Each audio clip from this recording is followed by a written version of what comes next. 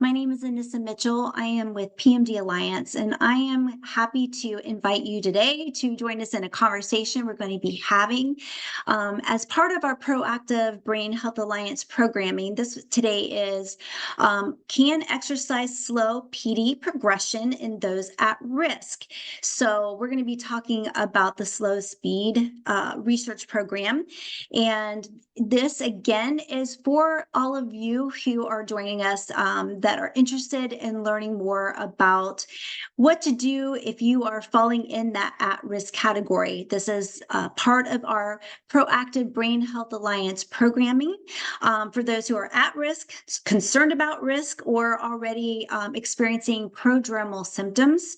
We initiated this program and this partnership with C&D Life Sciences a little over a year ago. And our goal is to offer you an opportunity to have a deeper understanding of neurodegenerative diseases, things that contribute to it, and some proactive things that you can do to prevent, slow, or just in general pursue overall brain health. So if you haven't already connected to our Proactive Brain Health Alliance website, we will drop the link in the chat and invite you to go there. This program is being recorded, and so it will live there, and you can go back to it and watch or share it with others that you might know that would be interested in it.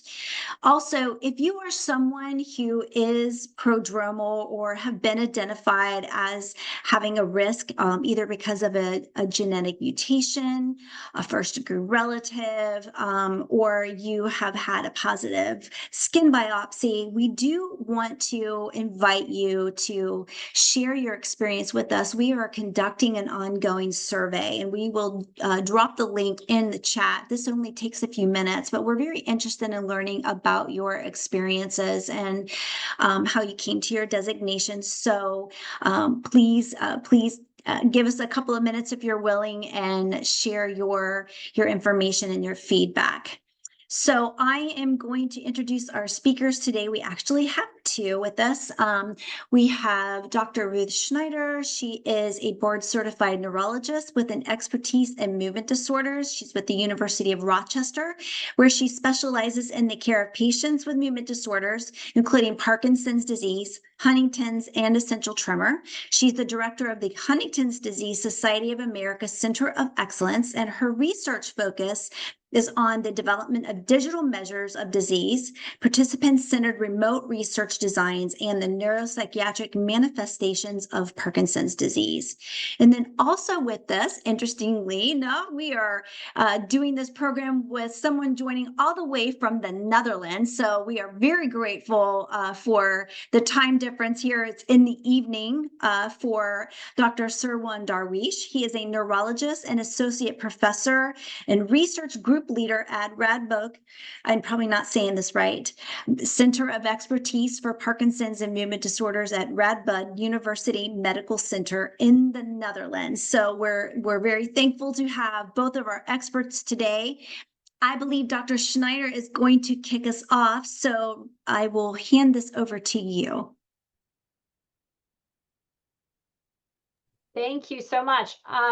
We're really delighted to be here today and greatly appreciate the invitation to speak. So I have the slides pulled up here. Please let me know if you cannot see them. And otherwise, it's actually Dr. Darweesh is going to kick us off with a discussion about the benefits of exercise in Parkinson's disease. Thank you very much, Dr. Schneider. And thank you also to the Proactive Brain Health Alliance. We're really grateful for the opportunity to speak to you tonight. Indeed, my name is Sirwan Darweesh. I'm calling in from Nijmegen, the Netherlands, and it's indeed evening hours here. It's also quite cold, but other than that, the Netherlands is quite a nice country to live in, and it's also a country that has a relatively large research focus on Parkinson's disease. I'm excited to speak to you tonight, along with Dr. Schneider, about one of the research programs that has attracted most attention in the field of Parkinson's prevention over the last 2 years. This project is called Slow Speed, which is short for Slowing Parkinson's Early Through Exercise Dosage. And this set of studies really would not have been possible without the support of several organizations in the field, which you see listed on this slide. Now, in many ways, the Slow Speed project is considered to be the next frontier of Parkinson's research, and I'll explain why. Can you please advance to the next slide? The Slow Speed project consists of the first set of lifestyle-based prevention trials of Parkinson's disease, meaning that the trials target individuals who do not currently have clinically manifest symptoms of Parkinson's, such as tremor, slowness of movement, or rigidity, but who are, for some reason, at very high risk or considered to be prodromal. And Dr. Schneider and I will provide a few concrete examples.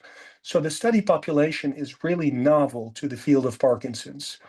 The second unique feature of this set of trials is that the trial takes place almost entirely remotely in study participants' own home environment through the use of a smartphone-based motivational app, as well as outcome assessments through the use of wearable sensors, which means that people can simply act out their daily activities while simultaneously participating in these cutting-edge trials. And a third unique feature of the trials compared to previous studies in the field is that it spans multiple years. And that is a crucial feature, as Parkinson's has a very long period that spans at least a decade before the cardinal motor features of the disease finally emerge.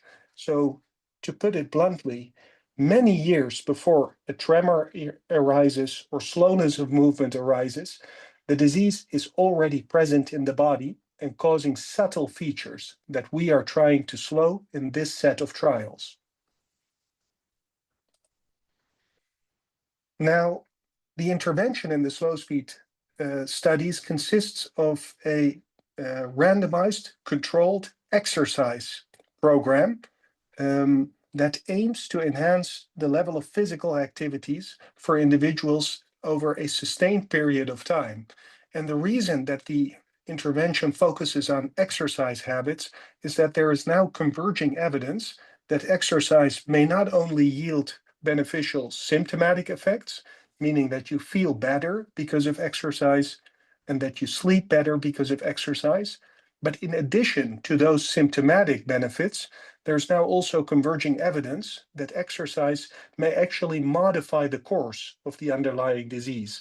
I'm highlighting a recent review in the prominent scientific journal, The Lancet here, which was published earlier this year, which highlights that exercise induces compensatory mechanisms, specifically targeting healthy brain cells that can take over part of the function of other brain cells which are already implicated by early Parkinson's pathology. So to put it quite simply, even though Parkinson's is present in the brain, there are still healthy brain cells left, which are stimulated through regular exercise sessions to take over some of the brain functions, thus slowing the progress of clinical symptoms in Parkinson's. That's one of the underlying mechanisms. There are more, and of course, for interested participants tonight, we are more than happy to share some of the scientific literature underlying exercise as a promising early intervention of Parkinson's. Now, the Slow Speed project started out as a single study, but it has now grown into multiple trials spanning, at this moment, 5 different countries, all testing the same exercise intervention using similar digital technology to ensure that we have a good scope of what it takes to conduct a prevention trial of Parkinson's remotely in participants' own home environment. And the reason to design these trials remotely is deliberate, because if this ultimately works, if it proves to be feasible, then this approach could also be scaled to low resource settings, where a clinical movement movement disorders center, such as my own, is not nearby, and where even general neurology care is often lacking. If it works, if it's feasible to conduct these trials remotely in participants' own home environment, then we no longer rely on these rare academic centers. Now, as you see on this slide, each of the slow speed studies has subtle differences. Those differences are deliberate.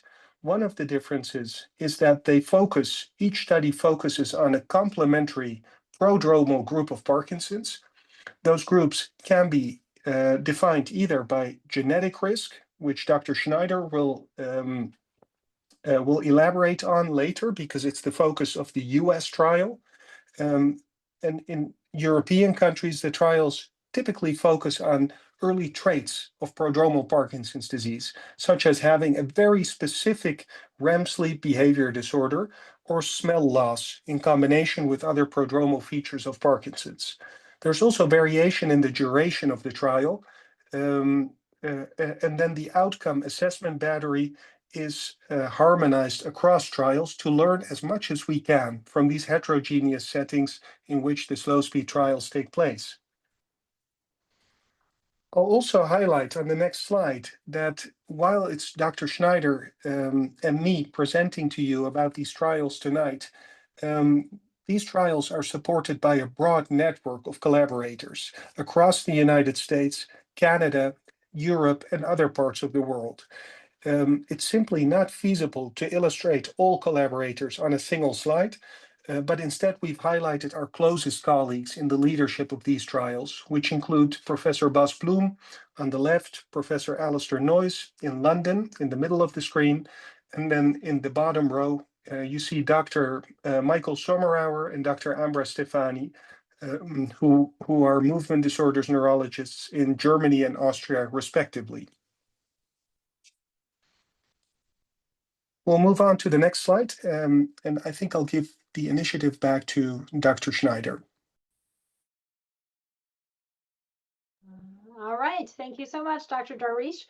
I'm going to take over and just talk a bit about slow speed US specifically. So this study is really just showing the relationship between the University of Rochester and Radboud UMC in the Netherlands. We're very fortunate to be working with Dr. Darweesh and his team there, and to have the generous support of the Parkinson's Foundation to support the recruitment and retention of participants for this research study.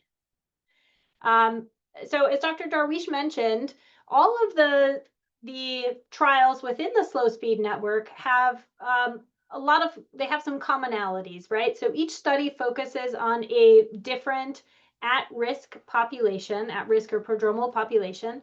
Each of the studies uses the same intervention, which is this gamified smartphone app to deliver an increase in exercise. And so I'll tell you a little bit more about that, but I also want to highlight what is unique about the slow speed trial in the US. So in the US, we're focusing specifically on genetically at-risk population, and precisely that's LRRK2 and GBA1 variant carriers. Now, part of the reason for this is because we know that actually, I'll flip back here, that 10 to 15% of people with Parkinson's disease have an associated genetic variant. The two variants we're interested in are GBA N370S and LRRK2 G2019S. Now, GBA N370S is considered a genetic risk factor for Parkinson's disease, and people with that variant are estimated lifetime risk of developing Parkinson's disease is about 6 to 9%. And for the LRRK2 G2019S variant, this is actually associated with an autosomal dominant form of Parkinson's disease, but it exhibits what's called reduced penetrance, which means even though it's autosomal dominant, not everybody with the variant will develop the disease. And our best estimates right now are that about 30% of people with that variant will ultimately develop Parkinson's disease over the course of their life. And the practical reason for focusing on these two specific variants is that we are recruiting for this study largely through a collaboration with the 23andMe Research Institute.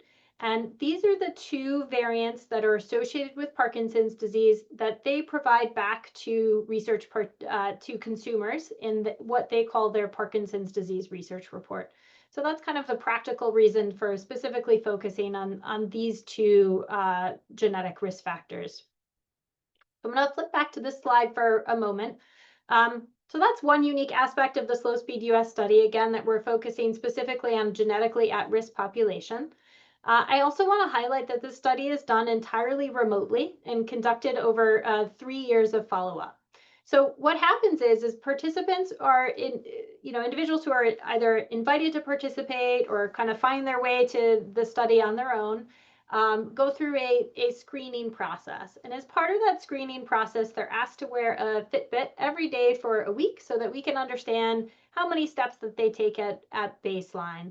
After that point, they are then randomized, which means by a flip of a coin, essentially, they are randomly allocated to either the intervention arm or what we call the active control arm.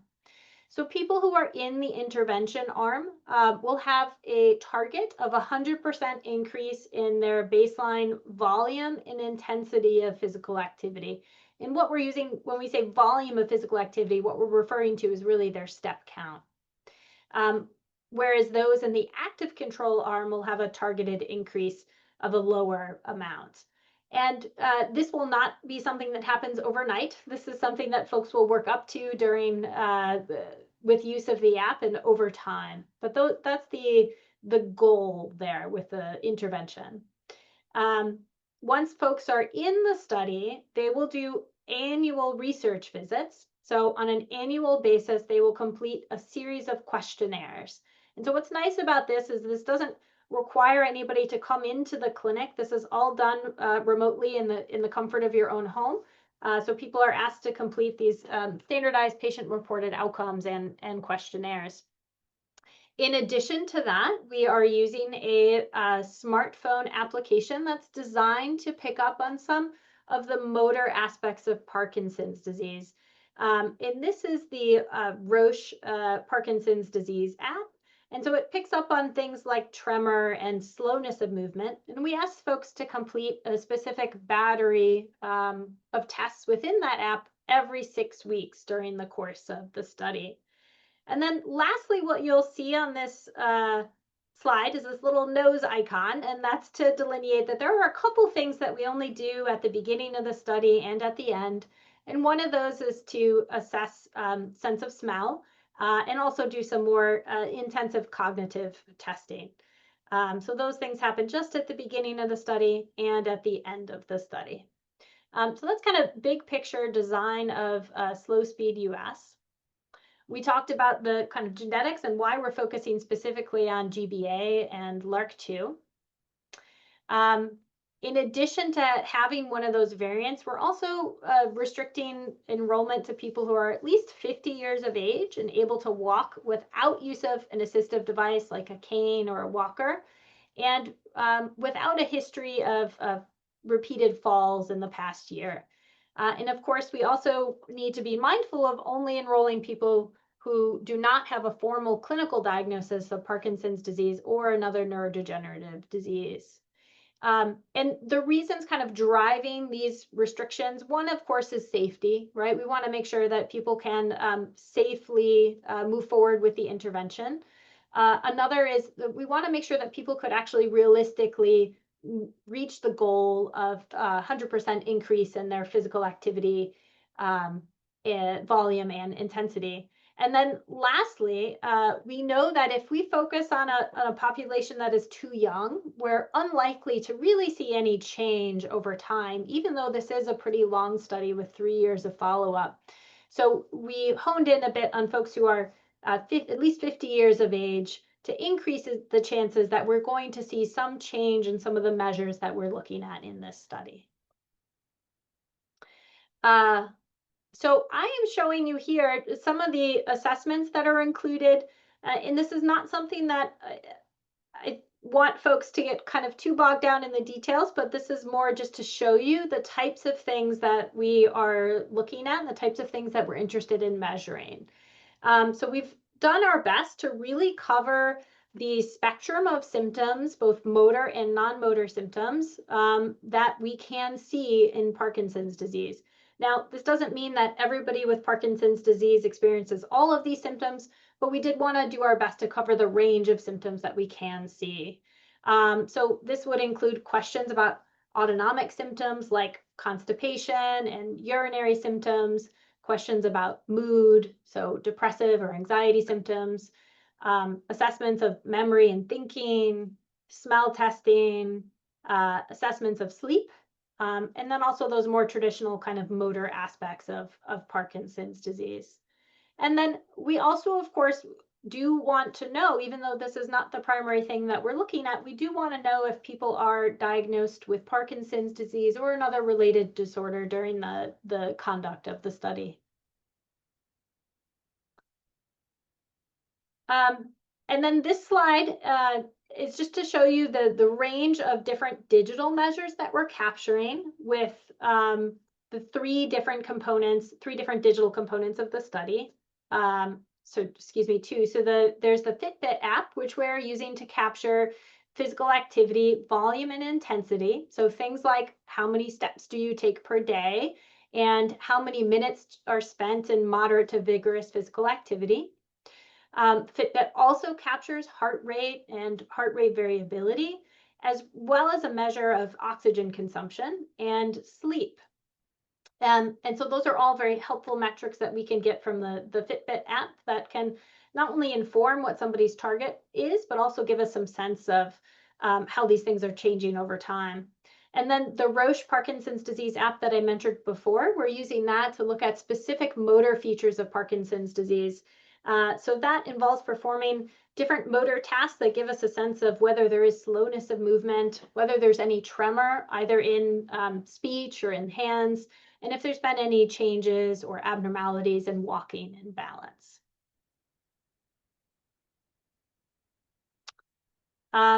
So we only recently started recruitment for this study. So we opened up to US-based recruitment about a month ago, a little more than a month ago. So far, we have more than 200 people who have expressed an interest in the slow speed US trial and have given their permission for us to contact them. And University of Rochester has started with the first kind of 95 participants from that batch. And we've been able to reach most of the people, and we've already done kind of our initial pre-screening call for almost half, about 44% of that group.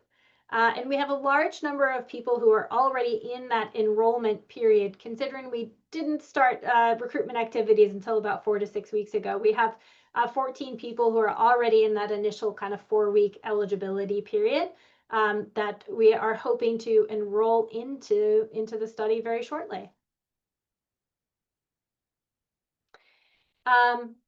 If you think back to one of Dr. Darweesh's early slides, it emphasized that while each study within the slow speed family is using the same intervention and is, of course, in the broadest sense, interested in whether this intervention is going to slow progression towards Parkinson's disease, the outcome measure of interest is different in some of the studies, right? And so in this study specifically in the US, we're interested in feasibility. So one, can we do this? Do we actually see an increase in the volume and intensity of physical activity at home in the context of this trial? But in parallel, we are developing something called a prodromal load score. And the idea behind the prodromal load score is to help us better understand how are people progressing over time before they are diagnosed with Parkinson's disease, right? And so how do things like, sleep and mood disorders and physical activity, how do all those things change over time? And what is the impact of an exercise intervention on that? So I'm not providing you with a lot of detail here because this prodromal load score is still in development. But suffice it to say, we are using all of the data that we're collecting to develop this score and really develop a novel measure for tracking how people who are at risk for Parkinson's disease are changing and progressing over time. So we're hoping that the slow speed family and of trials and the slow speed US study in particular will really help to generate the earliest insights on the feasibility of recruiting people with Parkinson's disease recruiting people at risk for Parkinson's disease into prevention trials remotely. So again, we want to make sure that this type of intervention is accessible and not just to people who live near an academic medical center or live near a movement disorder specialist, right? We want as many people as possible who are at risk to be able to ultimately engage in this intervention if it's found to be successful. We also want to better understand, again, how we can monitor progression of prodromal symptoms remotely using, again, that combination of questionnaires as well as the digital smartphone-based tasks that we're doing. And in addition to feasibility, we want to understand how well exercise works. So how well does it improve the cardiorespiratory fitness of folks at risk for Parkinson's disease? And how well does it slow the emergence of some of these key prodromal features that we know are part of the lead up to a diagnosis of Parkinson's disease? And so I'm going to pause there and let Dr. Darweesh add in any other remarks about the slow speed family and what we're hoping to accomplish. Thanks, Dr. Schneider. I mentioned in the beginning that this set of trials is considered in the field to be pioneering in several ways. And in my view, part of the merit of these trials will be to learn about the specific benefits that exercise may exert in slowing the underlying pathology of Parkinson's and thus preventing debilitating symptoms. I think that's one potential merit. But aside from that, the fact that we're conducting a set of studies that takes place remotely in participants' own home environment, I think the implications of that remote design are far broader than exercise alone. At this moment, there are no proven effective immunotherapies for Parkinson's. There are no proven effective genetic therapies. But this may change over the decade to come. And if so, then I think a crucial challenge for us as healthcare providers will be to ensure that there is equitable access, meaning that people who live far away from an academic movement disorder center have the same opportunity to be treated with those potentially game-changing therapies which could prevent Parkinson's. And I think the remote design of the slow speed trial really provides a crucial piece of insight that prepares us for those future prevention trials. So I think the benefits are really twofold. One, we're learning about what exercise exactly does in this very early phase of Parkinson's, in which we can still prevent debilitating symptoms. And two, we're learning how feasible it is and which challenges and potential solutions there are about conducting prevention trials at home in general, not just exercise trials, but also potential pharmacological trials. So I think those are the main distinguishing features of the slow speed studies. And as a neurologist myself, I'm really curious to see the results come in of these complementary trials across different countries, and I foresee that we will continue to face new challenges, also to come up with new solutions about how to conduct these cutting-edge trials. And I also really look forward to implementing this in the clinic, and then hopefully preventing Parkinson's in some folks in the future.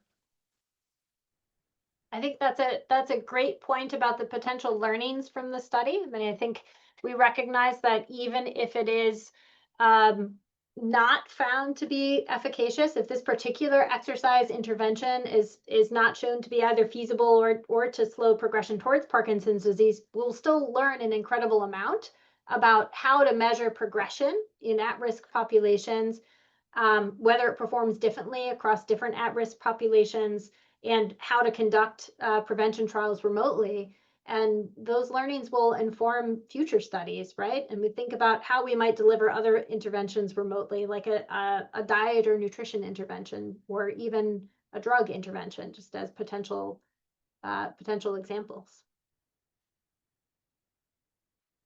So I think Dr. Darweesh and I really were hoping for this to be more of a conversation. So we certainly would welcome your questions that you have for us. And if not, we can ask each other questions. I know one that folks might be interested in hearing is how things are going in the Netherlands, because the study, the slow speed trial in the Netherlands kicked off much earlier than it did in the US. And so you have a lot more experience than we do so far. Yeah, you are right. The slow speed study in the Netherlands kicked off about a year and a half ago now, and which means that some study participants have now been enrolled in the trial for over a year. I would say that that during that period we've encountered quite a few operational challenges. Which were new to us, given that this in many ways is a first of its kind trial. A concrete example is that some people had difficulties in operating the motivational smartphone app that we developed in close collaboration with the gaming industry. The reason that we did so is to basically induce a positive type of addiction to exercise. So people are being encouraged by a virtual coach. They can earn new insights from scientific studies by reaching certain exercise targets. And this has led to quite a few sessions of positive feedback, but at the same time also challenges, especially for individuals in higher age categories who have found it difficult to reach to use the motivational smartphone app. Based on their feedback, we've further fine-tuned the app, and we're continuously evaluating this. I'm highlighting this as an example of how the slow speed studies are constantly improving and how new insights from one country can be incorporated into the next, because many of these challenges that I highlighted have now been incorporated in the US motivational app. I think the second point is that we've seen huge enthusiasm for people to participate. So the compliance figure among participants, and so far we've had approximately 50 trial participants. The compliance figure has been over 98% so far, illustrating the dedication of people to participate in the trial, even over such a long period of already more than a year. So I think that's really another early lesson that we can draw from the Netherlands. And a third aspect may be quite specific to the Dutch culture, which is that somewhat to our surprise, we've had to exclude quite a few individuals who already are so physically active that there is no feasible gain anymore in increasing their levels of physical activity even further. I think that's a fairly specific issue in the Netherlands, given that the Dutch are culturally really used to having high levels of physical activity.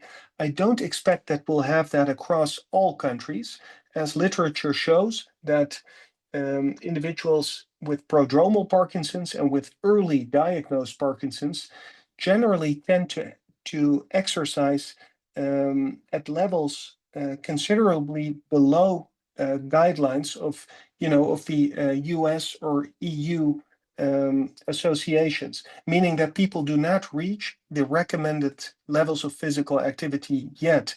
That's by no means their fault. I see that as a shared responsibility where we as researchers and healthcare professionals can really be helpful, but it does illustrate why an exercise intervention is still so useful in this specific context, even though other generic health benefits of exercise are already known. And I saw that that was one of the questions in the chat of this group. So this is an additional argument for us to focus on exercise, other than the benefits of learning about a remote prevention trial, for which the implications reach further than exercise alone. A specific reason to study exercise is that people are not reaching their targets in many countries yet, and we're hoping that this study will help to close the gap. And I think another point you highlighted, Dr. Darweesh, is the accessibility of focusing on step count and volume, right? Like this is not something where you need specialized equipment to participate. We could. That's true. That's true. And it touches, you're absolutely right. And it touches upon another question that I saw in the chat, in the group chat just now, which is, I think the question was, is it really essential to exercise at a certain level of intensity? And if so, what is the best level of intensity? And I think the answer is twofold. There have been clinical trials in people with early clinically manifest Parkinson's. And from those trials, we've learned that regularly engaging in exercise at high levels of intensity, meaning a heart rate of 80% of the maximum reachable heart rate or higher, exert the highest benefits. At the same time, those trials focused on a short period of time of either 3 or 6 months. And for many folks, it's simply not feasible to conduct these high intensity exercise regimens over many years. And in this context, sustainability of exercise regimens is more important than the intensity at which you're doing it. And because of that, the slow speed trials are really encouraging people to do both high intensity exercise snacks when they can, but also to conduct lower intensity or moderate intensity physical activities, which are easier to do over many years at a time. And so really a combination of high intensity, sometimes when people are motivated, and high volume every day. And there appear to be complementary benefits of both types of physical activity.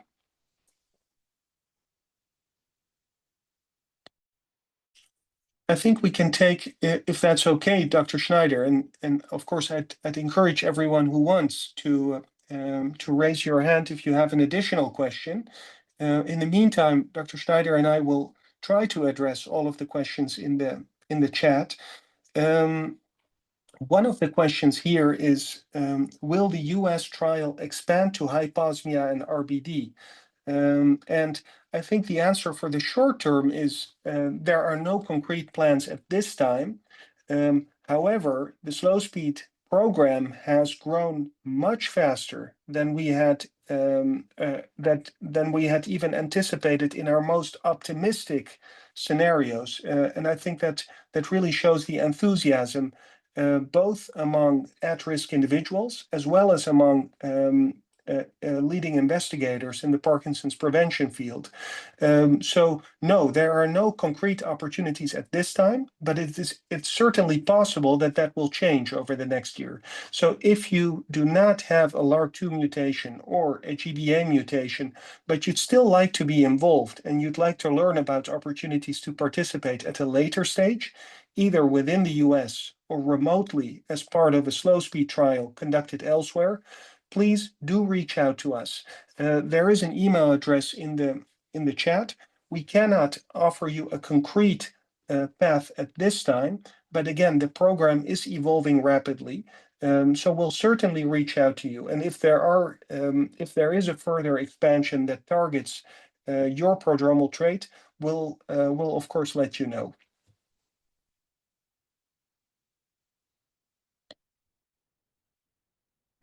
Mm-hmm.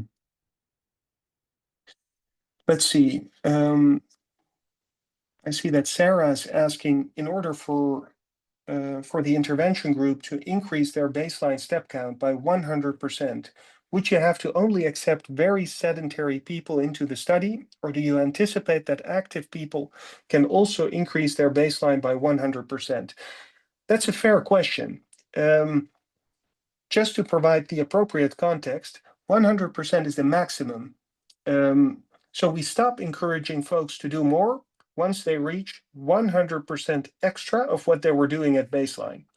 To put it simply, once a participant has doubled their levels of physical activity relative to the levels they had when they enrolled into the study, we won't encourage them to go further, because at those extremely high levels of physical activity, there may be some negative effects of exercising even more.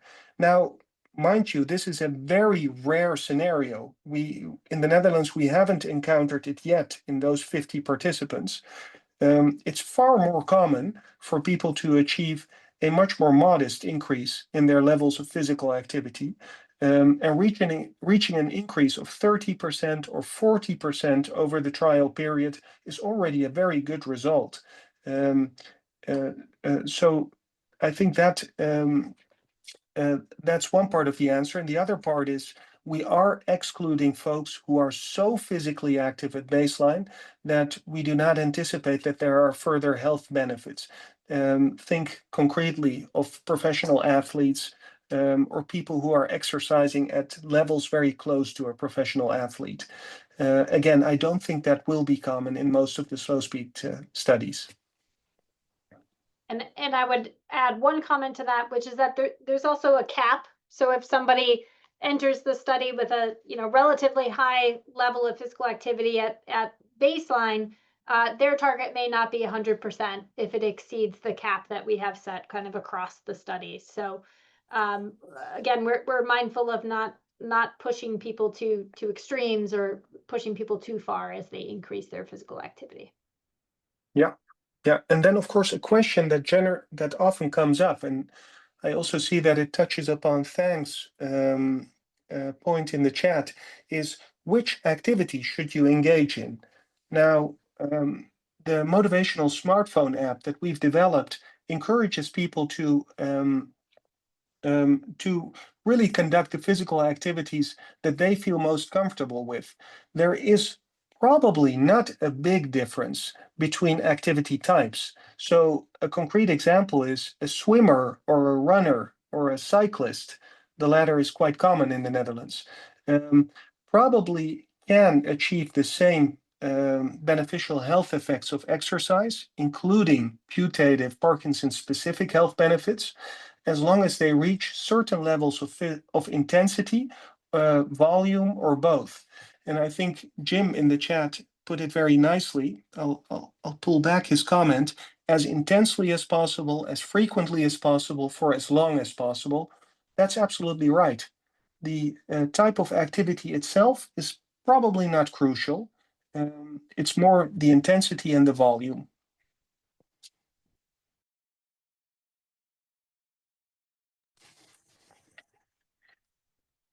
Now, related sorry, comment. go ahead. No, I was just going to say there's a related question about, if this study is successful, what would be the kind of practical implication of this, recognizing that we already know exercise has a lot of health benefits. Yep. I think that's true, but as Dr. Darweesh highlighted earlier, many of us are not meeting the recommended standard for exercise, right? And so there is work to be done there. And increasingly, we are recognizing that there are modifiable risk factors for things like Parkinson's disease. And physical activity, we think is one of those.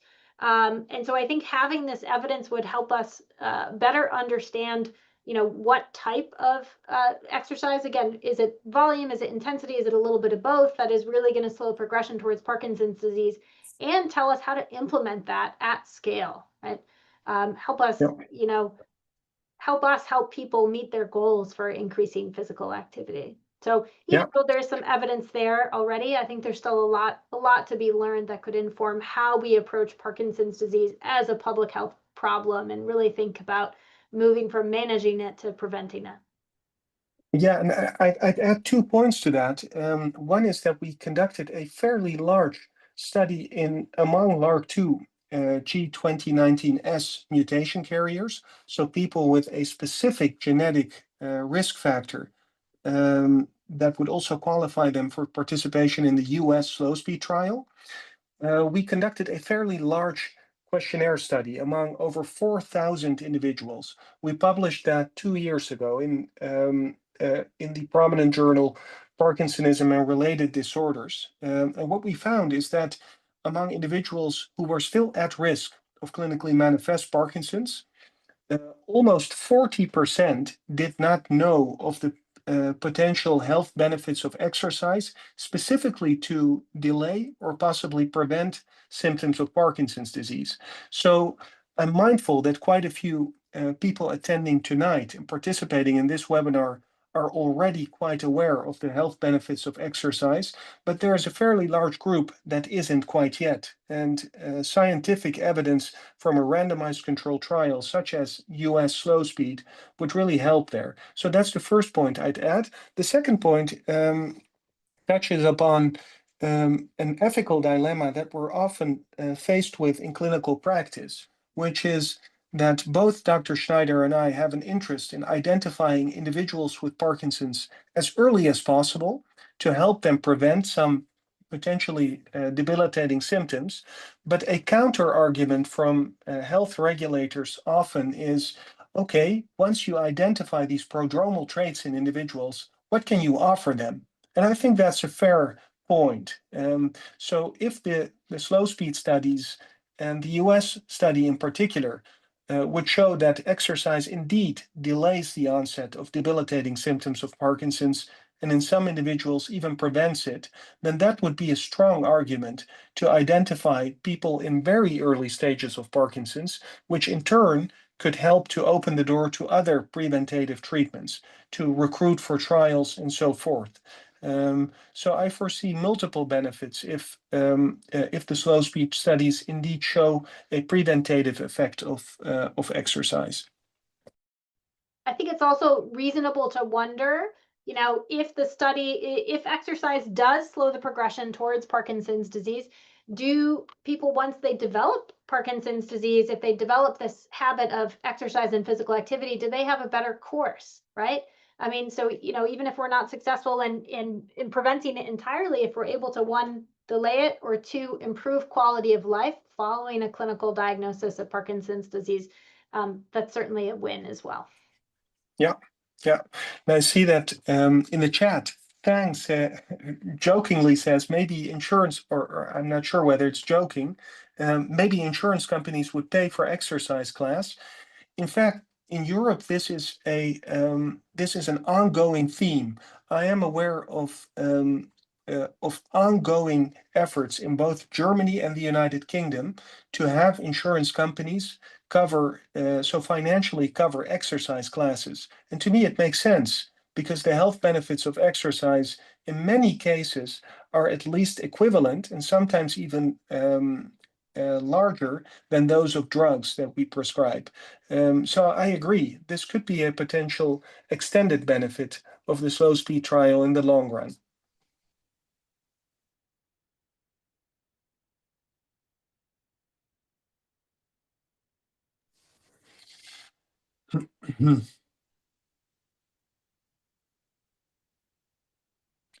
I see that Sarah asks, how is slow speed being received by the clinician community? It would be wonderful for primary care and geriatric providers feel empowered to recognize prodromal patients and treat them with exercise prescriptions.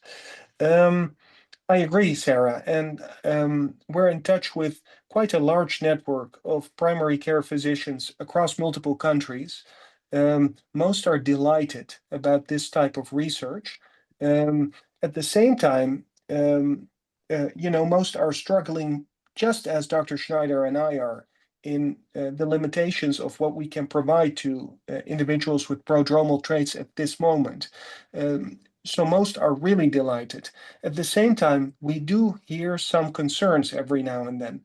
So a concrete example is that if studies such as the slow speed trial prove that there is a way to modify the course of Parkinson's so early that it is in fact possible to prevent the onset of debilitating symptoms, if such evidence came out, it would also mean that there is a large group of individuals who would then seek care at a very early stage. And that would require a harmonized approach between neurologists and also primary care physicians, and indeed, in some instances, geriatric specialists. So it would be a challenge from a healthcare planning perspective. But in my view, that would be a luxury problem that we'd be happy to tackle together, as it would mean that we can help folks prevent many of the debilitating symptoms I see every day in my outpatient clinic. I agree with that. I think we do in the U.S. healthcare system, we probably need to undergo a bit of a shift in thinking more proactively and more about health promotion than we do about disease management, right? In primary care, I think folks are more used to approaching people with that lens, but in neurology, this isn't necessarily a way that we think about it, that we approach things like Parkinson's disease. So there's a lot of work to be done there to prepare for this. But as Dr. Darweesh said, I think this is a challenge we would all gladly undertake. And I see a couple questions in the chat about who would be eligible for Slow Speed US. So just as a reminder, it's people over 50 years of age who walk independently, do not fall frequently, and have a genetic risk factor for Parkinson's disease. Other slow speed trials across the globe are looking at other at-risk populations, but in the US right now, we're focusing on LRRK2 and GBA variant carriers. You can reach out to the email on the screen, slowspeed@chet.rochester.edu, if you have questions about whether you would be eligible or you just want us to point you in the right direction for other opportunities. We're always happy to help with that as well. Yeah. And I see that Teresa comments that the general population are not aware that there are prodromal symptoms. That's absolutely true. And we also feel a sense of responsibility, as co-leaders of the slow speed trials, given that these are such highly visible prevention trials of Parkinson's. I'll give you a concrete example from my own country. In the Netherlands, when the slow speed trial started, it was the opening item of the evening news, which means that over 5% of the Dutch population saw a news item on the initiation of this prevention trial. Now, as you can imagine, we received quite a few questions the next morning from individuals who were either eager to participate in research or understandably concerned that they may have some prodromal features of Parkinson's. So what we've done in the Netherlands is we've connected our slow speed research team with a group of ethicists, and then also a panel of individuals with prodromal traits of Parkinson's to develop an information platform online for individuals with prodromal traits of Parkinson's to inform them in a responsible manner of what prodromal symptoms are, and also to reassure some individuals who are in fact not at increased risk of Parkinson's. And Dr. Schneider and I, along with our colleagues in the slow speed leadership, are actively thinking about similar initiatives in other countries in the future. I'm mindful that the US is a far larger country than the Netherlands, and that there are other factors at play. But I did want to highlight this example just to show that it's something that we're actively aware of and that we're working on. And I see a question about awareness about genetic testing. I think, we've talked about multiple different at-risk populations. So people with dream enactment behavior or REM sleep behavior disorder, or those with hyposmia or poor sense of smell, and genetic carriers. So unlike dream enactment behavior and hyposmia, there aren't any symptoms associated with your genetic carrier status, right? So many folks are not aware that they may have a genetic risk factor for Parkinson's disease. I think, companies like 23andMe who are, offer direct-to-consumer genetic testing, they provide one path, one route for learning information like that. In the US and most places across the US, it is unusual to do genetic testing for people who are potentially at risk and don't yet have symptoms or signs suggestive of Parkinson's disease. I lead another research study where we've been following for 6 years now people who have this LRRK2 G2019S variant. We've been following them remotely. And I'll share that when I started the study, I wasn't certain how many people would really want to know what this information is. Like, would people want to know what their genetic status is? And I had some concerns about how we would share back information with people in the study. And my viewpoint has really changed over the course of the years, and kind of greater acceptance that many people do want to know, and that we should be working to make this type of genetic testing more accessible and available as an option for people who are interested. But in parallel with that, we really want to be able to offer, okay, you have this genetic risk factor that increases the likelihood of you developing Parkinson's disease. What now? And so that's the gap that we're really trying to address with Slow Speed US, is so that we can tell people, based on this, we recommend that you do X to reduce your chances of developing Parkinson's disease down the road. I'll take one more question from the chat. I see that Sarah's asking about the valid concern around autonomic dysfunction as a prodromal feature of Parkinson's.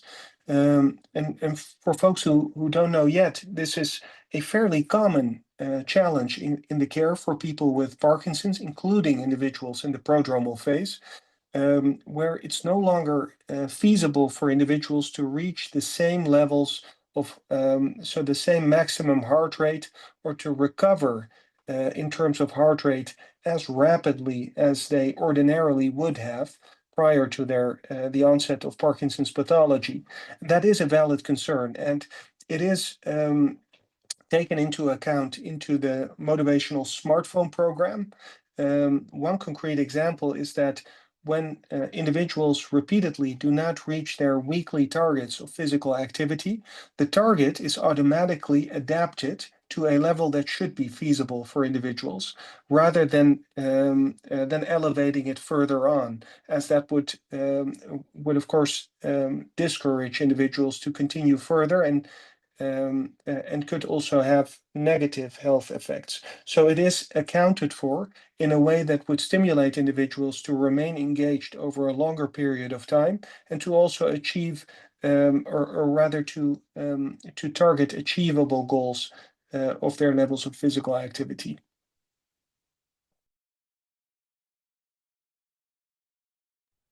Thank you so much, Dr. Darweesh and Dr. Schneider, for sharing the information on this study.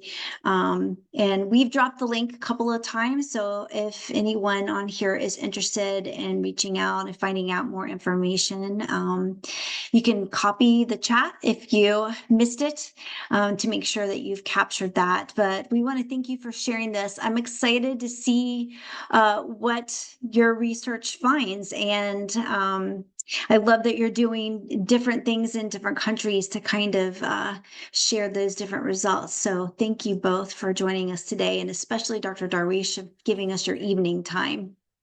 Oh, it was really my pleasure. Thank you very much. It was a thrill to be a part of this. And once again, if people want to be involved, please do reach out to us. Our contact details are in the chat. Thank you very much for participating. Yep. Thank you, everyone. Well, and we have a tradition that we can't clap because everyone is muted. It could get a little noisy, so we do the wave of gratitude. So thank you again, and thanks to everyone for joining us. I'm going to invite you to share your thanks through the wave of gratitude. Hope everyone has a great afternoon.